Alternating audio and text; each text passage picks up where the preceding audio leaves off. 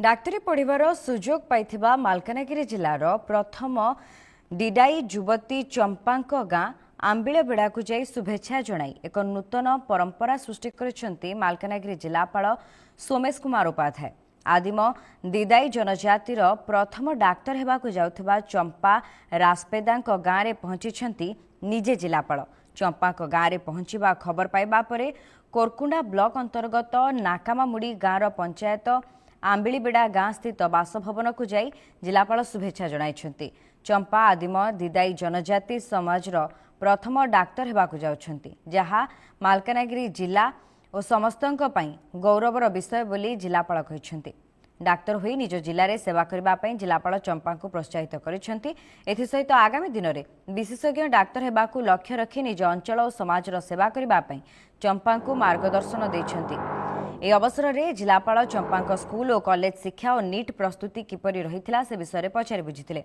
तांको सफलता अनेक जनजाति छात्र छात्री और समस्त छात्र छात्री वर्ग को अनुप्राणित करिबो बोली जिलापाल कहिसेंती। ए अवसर में जिलापाल उक्त गाँव में अनेक उच्च शिक्षित युवक युवती थिबा कथा जानिबाकु पाइथिले। आंबिलबेड़ा गाँव में जड़े डाक्तर को तैयारी करिछि, तेणु अग्राधिकार भित्तिरे से गाँवर मौलिक आवश्यकता जेपरि पानीय जल जोगाण, रास्ताघाट, बिजुली, आवास गृह कार्य को त्वरान्वित करबा पई निर्देश दैछंती जिलापाल। जिलापाल पाखरे पाई ग्रामवासी मनरे खुशीर लहरी खेली जाइछि। सेपरि डाक्तर हुई निज लोक निज अंचलर सेवा करिबार लक्ष्य रखिछंती चंपा।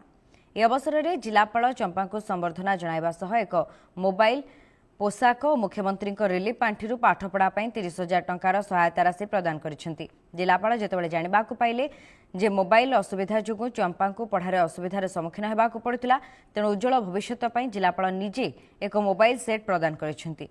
मेडिकल पाठपढ़ा पुस्तक मूल्य अधिक, तेणु पुस्तक किणबारे सहायता निमंते जिलापाल मुख्यमंत्री रिलीफ पांठि 30,000 टंकार सहायता राशि प्रदान करिथिबा सूचना रहुछि।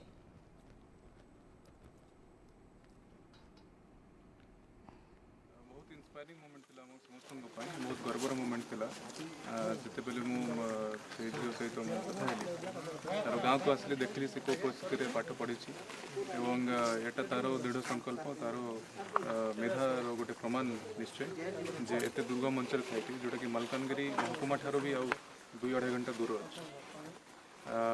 तेणु एटा ता सहित आमर सरकारी व्यवस्थार भी गोटे सुफल एटा देखा जाउछि, कहीं से एसएसडी स्कूल आश्रम स्कूल रही पाठ पढ़ी एवं बहुत भलो माने दिदाई संप्रदायर प्रथम पर्सन हिसाब से डॉक्टर हेबाकु जाउछंती एवं तार मु तार सहित कथा कि एटा भी बुझिली जे तांको उद्देश्य होछि जे डॉक्टर हेके पुनी एई समाज को मालकानगिरी जिला को से सेवा देबो, जोटी डॉक्टर निश्चय बहुत दरकार अछि।